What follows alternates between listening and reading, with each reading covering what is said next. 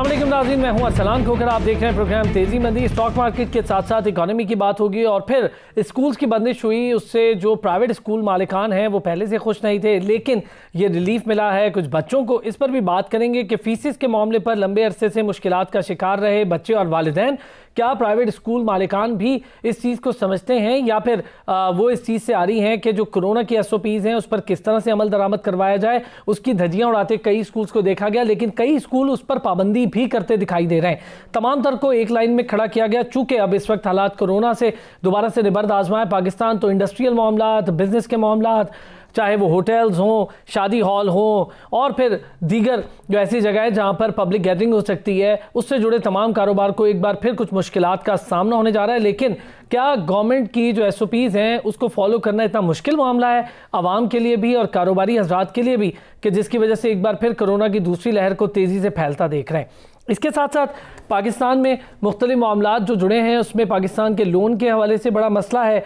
फिर बेहतरी के इशारे तो हैं, मगर मईशत में एक वजूद जो है वो ऐसा कायम है कि कोई ना चीज़ आगे जा रही है ना कोई चीज़ पीछे आ रही है। हम ट्रेड की बात करें तो चाइना के साथ कुछ मुआहदे होने की सूरत में ट्रेड हो सकती थी, लेकिन पाकिस्तान ने उस तरह से ट्रेड नहीं की। इंडस्ट्री की बेहतरी की बात वज़ीर आज़म ने की, लेकिन वो सिर्फ फैसलाबाद की हद तक महदूद है। क्या फैसलाबाद की इंडस्ट्री ही बेहतर हो जाए तो पूरे पाकिस्तान की इंडस्ट्री बेहतर हो रही है, या पूरे पाकिस्तान के लिए कुछ करना होगा? स्टेट बैंक की जानिब से शरह सूद में तब्दीली हो सकती है, नहीं हो सकती, इस पर भी बात करेंगे आने वाली मॉनिटरी पॉलिसी में। और इस वक्त पाकिस्तान की जो ओवरऑल सिचुएशन है लोन्स के हवाले से बैनुल-अक़वामी, उस पर भी बात करेंगे। एहसन मेहनती साहब ने हमें ज्वाइन किया, डायरेक्टर आरिफ हबीब ग्रुप। फ़हीमुर रहमान सहगल साहब हमारे साथ मौजूद हैं, साबिक नायब सदर Lahore chamber of commerce and industry. Barrister Waqas Abrez ने हमें ज्वाइन किया है, बिजनेस लॉ एक्सपर्ट हैं टैक्सेशन के। इससे भी बात करेंगे इस पर कि इस वक्त कवानीन में कुछ तब्दीली की बात हो रही है जो कि टैक्सेशन से जुड़े हैं, इनमें क्या मामलात आगे बढ़ते हैं। पहले मैं ज़रा एहसन मेहनती साहब से। एहसन मेहनती साहब, सर आज मार्केट बड़ी तेज़ी से गिरावट का शिकार हुई, सर 500 प्लस गिरावट का शिकार है। क्या वजह है सर, 40,000 से भी नीचे आ गई है? जी बिल्कुल, आई थिंक ये जो मामला है कोविड पेंडेमिक का, जो सारी ग्लोबल मार्केट्स हैं उन पर इसका इम्पैक्ट आ रहा है। रुपये स्टेबिलिटी अगर आप देखें तो इसके साथ कुछ हद तक जुड़ी हुई है। रुपया जो है वो 155 रुपए जो है उसके गिर करके 160 पे इनस्टेबल नजर आ रहा है। और आई थिंक ये जो मामलात हैं इसमें स्पेशली जो स्पोर्ट नंबर्स हैं पाकिस्तान के, लॉकडाउन है, पाकिस्तान में भी है lockdown, globally lockdown, I think sport numbers पर भी जो है वो इम्पैक्ट जो पड़ सकता है। फॉरेन आउटफ्लोज भी कुछ जो है वो हमें नजर आए हैं। फिर आई थिंक जो रुपये की स्टेबिलिटी जिस तरह मैंने कहा उसका भी एक रोल है। तो आई थिंक बहुत सारे ऐसे फैक्टर्स हैं जो इकोनॉमिक अनसर्टेनिटी पाकिस्तान की तरफ लेकर आ रहे हैं। पॉलिटिकल इन्वायरमेंट की तरह में थोड़ा सा कुछ प्रोटेस्ट भी मौजूद है। आई थिंक ये बहुत सारी चीजें हैं, फिर बहुत सारी चीजें जिसको बेहतर भी किया जा सकता है। मैं जरा यही बात फ़हीमुर रहमान सहगल साहब से भी। फ़हीम साहब, अगर हम बात करें कुछ चीज़ें बेहतर हैं, कुछ इंडिकेटर्स हैं जो बेहतरी की जानिब है, लेकिन अगर हम बिजनेसमैन तबके से इस पे बात करें, चैम्बर ऑफ कॉमर्स से बात करें, आम आदमी से बात करें, तो वो कहते हैं कि ये आशारिये ही हैं, लेकिन ग्रास रूट लेवल पे या ग्राउंड लेवल पे अगर हम देखें तो महंगाई भी बढ़ती जा रही है पाकिस्तान में। अगर मजमूई बैरूनी सरमायाकारी यानी फॉरेन डायरेक्ट इन्वेस्टमेंट की बात करें तो 62% कम हुई है ये इसी साल की मैं अगर बात कर लूँ। इसी तरह जो सनती पैदावार है उसकी सलाहियत में कमी आई है। तो सर मामलात तो अभी भी बड़े पेचीदा हैं। जी बिल्कुल दुरुस्त फरमाया अरसलान सना आपने। एक्चुअली प्रॉब्लम ये है कि अभी कोविड-19 का जो इशू नया ये लॉकडाउन की तरफ जा रहे हैं। हालांकि हमारी जो पॉलिसी स्मार्ट लॉकडाउन की थी वो दुनिया में बड़ी अप्रिशिएट किया उसने। और WHO की रिपोर्ट के मुताबिक जो है ना, जो ये हमारे स्कूल्स हैं they are the safest place regarding कोविड-19। हमारी सोसाइटी में जो दो मेजर एक्टिविटीज हैं फॉर द बिजनेस एक्टिविटीज को बढ़ाने के लिए, वो एक तो वेडिंग और दूसरी है स्कूलिंग। ये हमारी जितनी भी कॉटेज इंडस्ट्री, इसमें से 90% लोग इसी दो जो मेजर एक्टिविटीज से वाबस्ता हैं। अब आप जब वेडिंग खत्म होती है तो उसके जितनी भी अलाइड आपकी बहुत सारी इंडस्ट्री है, आपके ये मैरिज हॉल्स हैं, आपकी ये फैब्रिक का काम है, आपकी ये शूज की इंडस्ट्री है, यू नेम इट, ये सारी इफेक्ट होती है। बिल्कुल ठीक। अच्छा, मैं फहीम साहब चाहूंगा कि इस पे जरा डिटेल गुफ्तगू हो। एक छोटी सी बात जरा वकास से भी करता हूँ, फिर ब्रेक पर जाएंगे, वापस आएंगे तो मैं आपसे ही बात कर लूंगा कि हम इस पे थोड़ी डिटेल बात भी कर लें कि इसको किस तरह से मैनेज किया जा सकता है। तो वकास, एक बार फिर स्कूल्स को बंद किया जा रहा है, कानूनी पहलू आप बेहतर तरीके से जानते हैं, कहीं SOPs की खिलाफ वर्जी हो रही है तो कहीं खिलाफ वर्जी नहीं भी हो रही। अभी फहीम साहब भी कह रहे हैं कि सेफेस्ट प्लेस्ड स्कूल हो सकते हैं, फिर शादी हॉल्स वगैरह हैं, इस पर आप SOP की जो अमल दरामद है वो करवा सकते हैं। अरसलान, सबसे पहले मैं जो हमारी स्कूल एसोसिएशन है और एजुकेशन डिपार्टमेंट जो स्पेशली प्राइवेट सेक्टर, उनकी सदा जो आई थी वो आपकी नजर करना चाहूंगा कि हम ही लोग पागल थे जो धोखा खा गए, अंधों के शहर में आईना लेके आ गए। देखिए, स्कूल ही वो प्लेस थी जहाँ पे सिर्फ SOPs को अप्लाई किया जाता था। हमारे कॉलेजेस हैं, हमारी यूनिवर्सिटीज हैं, हमारा एजुकेशन डिपार्टमेंट वो डिपार्टमेंट है जहाँ पे बड़ी रेगुलरली SOPs को फॉलो किया जा रहा था, मास्क पहना जा रहा था, सैनिटाइजर बाकायदा तौर पर। और तमाम हमारे जितने भी मिनिस्टर्स हैं, चाहे वो फेडरल मिनिस्टर हो, सूबाई मिनिस्टर्स हो, उन्होंने स्कूलों को विजिट किया और उनकी विजिट के बाद उन्होंने एक सेटिस्फैक्टरी रिमार्क्स दिए। लेकिन अनफॉर्चुनेटली आज जो स्कूलों को एम्बार्गो किया गया इंतहाई काबिल अफसोस है और काबिल मजम्मत ही है। वो इसलिए कि तजारती मराकज खुले हैं, बाजार खुले हैं, सिनेमाज खुले हैं और हमारे जितनी भी शॉपिंग मॉल्स हैं वो सब के सब खुले हैं। लेकिन ये हमारी बदकिस्मती है कि आज जो तलीमी कदगने हमने इम्पोज कर दी हैं, ऑनलाइन एजुकेशन सिस्टम की बात करें, मैं नहीं समझता कि पाकिस्तान के अंदर ये गुज़िश्ता 6 महीनों के अंदर जो ऑनलाइन हमारा। वकास, आप अपनी बात भी कंप्लीट कीजिएगा। फहीम साहब और एहसन मेहंदी साहब भी हमारे साथ मौजूद हैं। ब्रेक पर जाते हैं, वापस आते हैं तो उस पर बात करते हैं कि जब मुख्तलिफ कारोबार को इजाज़त है अपने तरीके से काम करने की, तो फिर स्कूलिंग से जुड़े कारोबार और शादी हॉल से जुड़े कारोबार, इनके लिए क्यों इस तरह की मुश्किलात आ रही हैं। वापस आते हैं ब्रेक से तो इस पर बात करेंगे।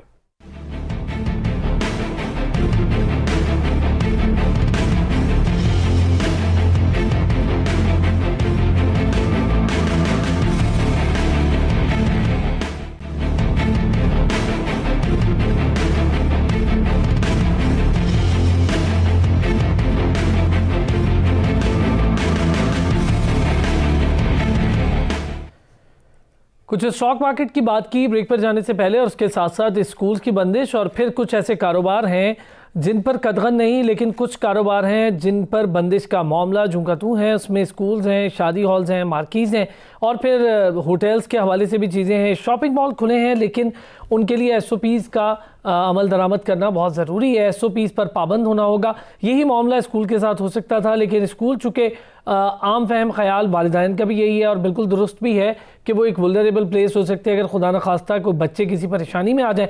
लेकिन SOPs के हवाले से जहाँ तक कभी फ़हीम रहमान सहगल साहब और वकास अब्रेज़ ये बात कर रहे हैं कि वो दोनों जगहें सेफ़ प्लेसेस हैं, वहाँ पर अगर SOPs का बाकायदा बेहतर तरीके से अमल दरामद करवा लिया जाए तो ऐसी कोई परेशानी नहीं है। लेकिन ये भी एक बड़ा कारोबार है, इससे भी मुंसलिक एक बहुत बड़ा तबका है जो अपना रोज़गार, और फिर टीचर्स, और फिर बच्चे, वालिदैन, तमाम तर लोग इस कारोबार से इस वक्त जुड़े हैं। क्योंकि बच्चे अगर जाएंगे तो यकीनी तौर पर फीसेस और फिर पढ़ाई का अमल जारी रहेगा, और जिससे टीचर्स और फिर एडमिनिस्ट्रेटिव अमला और फिर जो स्कूल मालिकान हैं उनके लिए आसानियाँ होंगी। वकास अब्रेज़, बैरिस्टर वकास अब्रेज़ हमारे साथ मौजूद हैं। फ़हीम रहमान सहगल साहब हमारे साथ मौजूद हैं। एहसन मेहंदी साहब ने हमसे रुख्सत ली है, डायरेक्टर आरिफ हबीब ग्रुप, आपका शुक्रिया। ये 2 हज़रात हमारे साथ मौजूद हैं। फ़हीम साहब, अगर आप वाली बात कि अगर शॉपिंग मॉल्स की इजाज़त है, शॉपिंग मॉल्स जा सकते हैं, दीगर कारोबार खुले हो सकते हैं, तो फिर स्कूल्स के हवाले से कोई वजूहात यकीनी तौर पर गवर्नमेंट के जहन में भी होंगी, और फिर वालिदैन का भी बहुत ज़्यादा इसरार था कि इस तरह से स्कूल्स को ना खोला जाए। जी देखिए, मेरा हम लोगों का जो बिजनेस कम्युनिटी का स्टांस ये है कि आप स्कूल हो, वेडिंग हॉल हो, इनको SOPs, हमारे यहाँ आपको पता है कानून मौजूद है, दूसरे ममालिक की तरह हमारे यहाँ भी कानून मौजूद है, लेकिन इम्प्लीमेंटेशन ऑफ लॉ जो है वो मौजूद नहीं। हम जो भी जो है SOPs बनाती है गवर्नमेंट, अब वो बना तो लेते हैं लेकिन इसको उन SOPs को इम्प्लीमेंट करवाना जो है वो जो कंसर्न्ड अथॉरिटीज हैं वो उस तरह प्रॉपर काम नहीं करती। अगर वो प्रॉपर तरीके से उन SOPs को एडॉप्ट करवाएं तो मेरा नहीं ख्याल कि हम इस हद तक आगे जाने की हमें ये जरूरत पेश आती। अगर हम इन चीजों को पहले से हाईलाइट करके, इनको एड्रेस करके और इनको बाकायदा इम्प्लीमेंट करते तो हमें ये जरूरत नहीं थी कि इसकी तरह का बच्चों का पढ़ाई का भी नुकसान करते और अपने बिजनेस का भी नुकसान करते। एक बात। दूसरी, आप इस हवाले से एक बड़ी अहम बात कर रहे थे कि ये जो टेक्सटाइल सेक्टर को पैकेज दिया गया है, हमारा स्टांस ये है बिजनेस कम्युनिटी का कि हमारे यहाँ, मैं जब से होश संभाला है, ये सिर्फ 5 सेक्टर ही हैं जिनको हम जो है उसको सब्सिडाइज करेंगे, उनको फैसिलिटीज देंगे और उनकी ही उस इंडस्ट्री को इंप्रूव करने के लिए अपनी सारी तवानाइयां सर्व कर देंगे। क्या दूसरी जो इंडस्ट्री है वो ये इस किस्म का तासुब गवर्नमेंट किस लिए, क्या उनकी लॉबिंग मजबूत है, क्या वजह है? क्या ये लाइट इंजीनियरिंग, आपको पता है हमारे गुजरात आप इस सेक्टर में जाएं तो सही, कितने पंखे बनते हैं, फैन, आपकी वॉशिंग मशीन बनती हैं, कूलर्स बनते हैं, ये इलेक्ट्रॉनिक्स के बहुत सारे आइटम्स हैं। हम इस इंडस्ट्री को इंप्रूव कर सकते हैं, बल्कि इसको बाहर आप हमारा आईटी सेक्टर है, हमारा ऑटो सेक्टर है, हमारा सर्जिकल, फहीम साहब सर्जिकल सेक्टर बड़ा सरवाइव कर रहा है और बहुत सारे सेक्टर्स हैं। सर्जिकल बड़ा सेक्टर हुआ करता था, अब आपको पता है कि सियालकोट की सूरत हाल भी कोई मुख्तलिफ नहीं है। मैं बिल्कुल बिला तफरीक, हम इस पे अच्छी बात है, आपने ये गैस की, आपने ये इलेक्ट्रिसिटी की, आपने जितनी भी सब्सिडी दी है और ये अपने टेक्सटाइल सेक्टर को अच्छा है, इसके हमारे मुल्क में जो है हम कंपेटिटिव हो जाएंगे अपने रीजनल कंट्री में, हमारी एक्सपोर्ट अच्छी होगी। तो क्या हम सिर्फ टेक्सटाइल सेक्टर की एक्सपोर्ट को अच्छी करना चाहते हैं? क्या हम सिर्फ टेक्सटाइल इंडस्ट्री को अपना यह अपन मुल्क में उसको इम्प्रूव करना चाहते हैं? क्या दूसरे सेक्टर जो है, जो हंड्रेड्स ऑफ अदर सेक्टर्स हैं, क्या वो हमारे मुल्क की इंडस्ट्री नहीं है? क्या वो लोग जो इस इंडस्ट्री में काम कर रहे हैं, क्या वो हमारे मुल्क के बिजनेसमैन नहीं है? क्या वो टैक्स पेयर नहीं है? मेरा ये सवाल है। ठीक है फहीम साहब, मैं आपके पास एक सवाल के साथ और आऊँगा कि इस वक्त जो अहम तरीन सनती शोबे हैं उनकी सलाहियत की जो पैदावार है उसमें मुसलसल कमी है। मैं आपसे भी आता हूँ, फिर ज़रा वकास अब्रेज़ भी मेरे साथ। वकास, जो आप बात कर रहे थे, मैं आपसे 2-3 चीज़ें, अगर हम ये कहते हैं कि स्कूल मालिकान एक तरफ एहतजाज पर हैं, दूसरी तरफ जो वालिदैन हैं वो अपना मसाइल, मुझे एक ब्रेक पर जाना, मैं ब्रेक से वापस आता हूं तो वकास आपसे जानने की कोशिश करूंगा जो स्कूल्स के हवाले से फीसेस का मसला था वो तो जूं का तू है, उस पर भी थोड़ी सी आगे बढ़कर कोई पेशरफ्त करनी चाहिए थी स्कूल मालिकान को। ब्रेक से वापस आता हूं तो इसी पर बात करूंगा।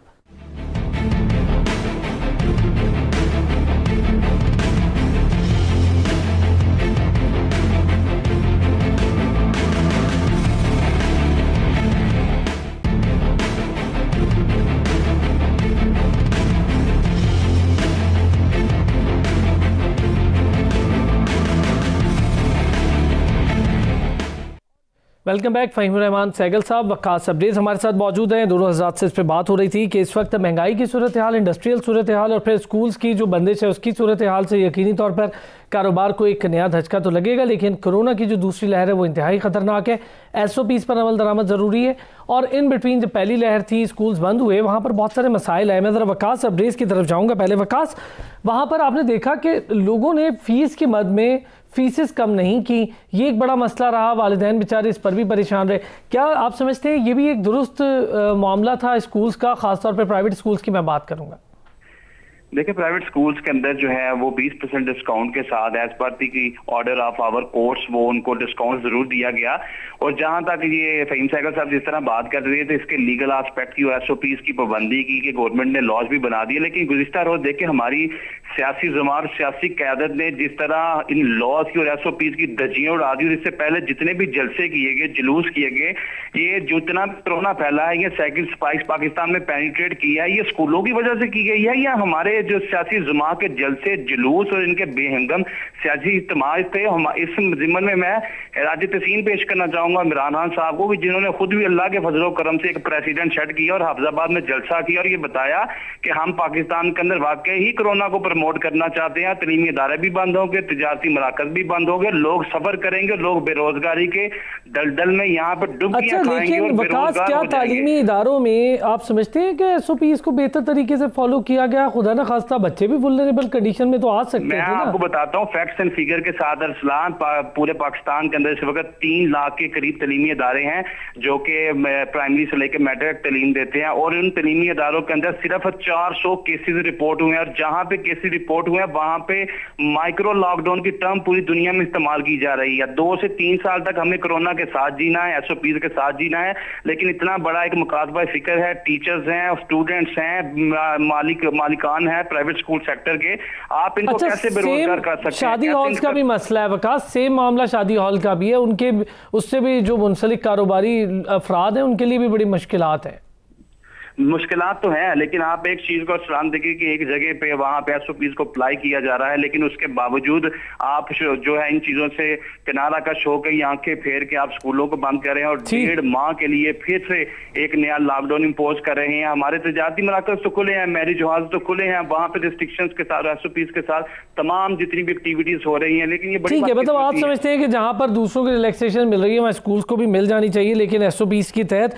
मैं ज़रा एक चीज़ दोनों हजरात से डिस्कस करूंगा, मैं ज़रा फ़हीम साहब से भी और फिर आपकी एक्सपर्ट राय भी लूँगा। फ़हीम साहब, एक जानिब जहाँ पर हम महंगाई की बात करें, इंडस्ट्री मुश्किलात की बात करें, वहाँ पर गवर्नमेंट कुछ नई टैक्स छूट देने जा रही है कॉर्पोरेट सेक्टर को, और ये टैक्स की मद में जो छूट थी उसको ख़त्म किया जा रहा है कॉर्पोरेट सेक्टर की।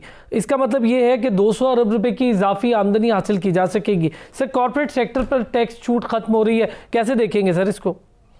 देखें जी, एक तो जो टैक्स छूट खत्म होगी किसी भी सेक्टर से, जब आप टैक्स विड्रॉ करेंगे उसकी सब्सिडी, तो उसका इम्प्लीमेंटेशन जब होगी तो जो आफ्टर इफेक्ट्स उसके आएंगे वो अल्टीमेटली इन्फ्लेशन की सूरत में ही निकलेंगे।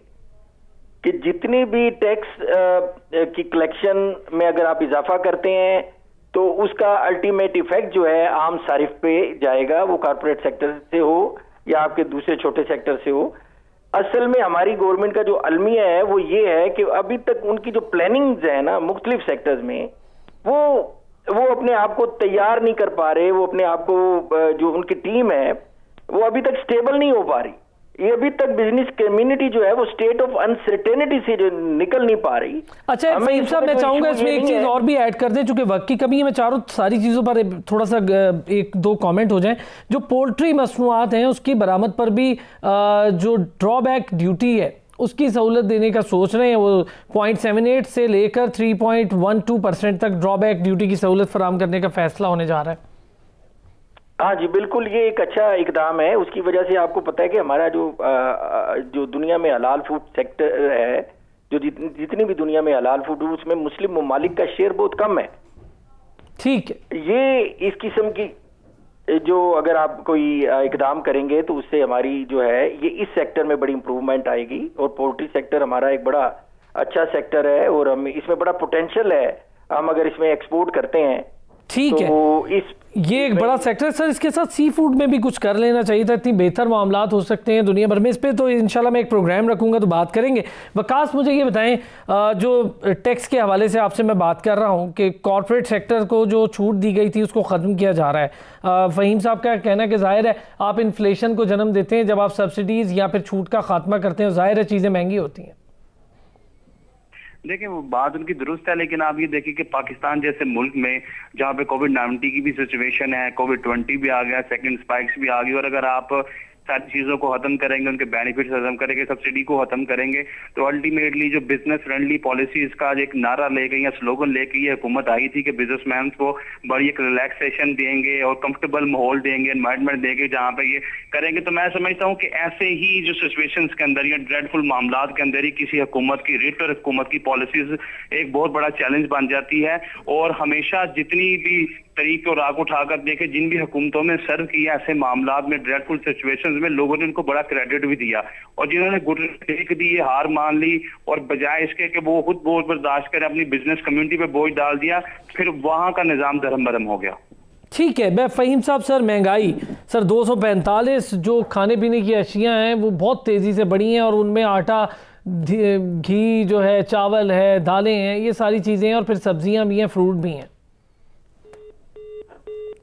अच्छा, मेरा ख्याल है फ़हीम साहब से हमारा राब्ता मुनक़ता हो। मैं ज़रा वकास से इस पर, वकास, टैक्स छूट से ज़ाहिर है एक तरफ, और फिर दूसरी तरफ बिजली जो है उसका बड़ा मसला है। बिजली के टैरिफ्स आप देखें, उस पर मुख्तलिफ हवालों से टैक्सेस लगे होते हैं, और फिर वो टैक्सेस जब अप्लाई करने का वक्त आता है तो ज़ाहिर इंडस्ट्री पर होते हैं, फिर इंडस्ट्री पर होते हैं तो आम आदमी पर भी होते हैं। सेल्स टैक्स का मामला है, थोड़ा सा इस पर भी एक कॉमेंट आपका चाहूँगा। जी वकास। अरसलान भाई मेरे से बात कर रहे हैं आप? जी जी जी जी जी फ़हीम साहब। हाँ जी अरसलान साहब, आपने ये जो इन्फ्लेशन की बात की है, आपको पता है इन्फ्लेशन जो है जब से ये गवर्नमेंट आई है मुसलसल बढ़ती जा रही है, और इन्फ्लेशन के मामले में जो पर्टिकुलरली जो कम्युनिटी इन्फ्लेशन है ना, इसका आम आदमी पे बड़ा नेगेटिव इम्पैक्ट आता है, क्योंकि आपको पता है कि ये आपकी जो है आपका ये वीट हो गई, आपकी शुगर हो गई, या इस किस्म के जो हमारे डेली यूज की जो आपकी दालें हैं, इन किस्म की ये जो चीजें आम जो आदमी इस्तेमाल के डेली यूज की जो चीजें हैं, ये इस किस्म की जब इन्फ्लेशन बढ़ती है तो हमारी सोसाइटी में बड़ा एक नेगेटिव इम्पैक्ट आता है। और फ़हीम साहब, इस पे मैं इंशाल्लाह फिर किसी प्रोग्राम में मजीद भी बात होगी। वक्त चूंकि बिल्कुल कम था, इस पर काफ़ी ज़्यादा डिटेल बात हो गई आज इंडस्ट्री से लेके इन्फ्लेशन के मामला तक। बहुत शुक्रिया फ़हीम रहमान सहगल साहब। वकास अब्रेज़, बैरिस्टर वकास अब्रेज़ ने अपने जो लॉ एक्सपर्टीज़ है उसके हवाले से बताया कि इस वक्त क्या क्या मुश्किलात कानूनी पहलुओं में भी आ सकती हैं और जो आ रही हैं उसको कैसे दूर किया जा सकता है। फिर होगी आपसे मुलाकात, अपना ख्याल रखिएगा।